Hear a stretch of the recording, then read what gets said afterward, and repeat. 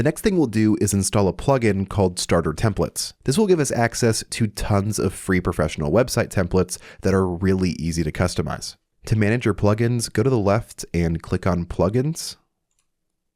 Depending on the plan you chose, you might see a few plugins already installed here by default. Plugins are kind of like apps for your phone. You can install them to add new features or abilities to your website. I usually like to start fresh with my plugins, so I'm going to deactivate all of these. You can do that really easily by clicking on the checkbox here to select all of your plugins.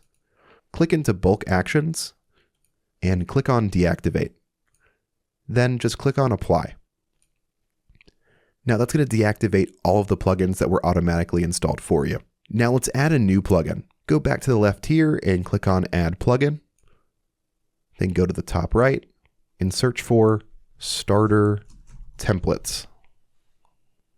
This is the plugin that we're looking for right here. Click on Install Now.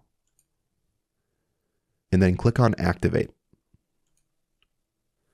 And once Starter Templates is activated, you'll be brought right into the onboarding screen. To select your page builder, go to the top right and you'll see this drop down here. Right now it's set to the AI website builder. If I click into it, you'll see we have options for the WordPress block editor and Elementor. We'll be using Elementor throughout this video, but in some cases you may not see Elementor appear. To fix that, it's super easy. Let's start by going to the bottom here and clicking on Exit to Dashboard.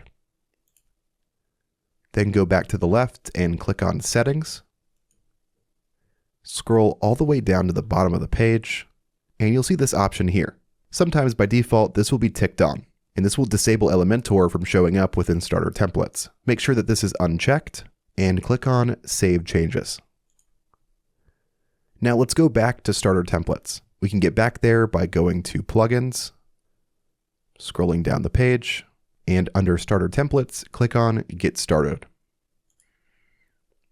Now once again, let's go back to the top right, click in, and select Elementor.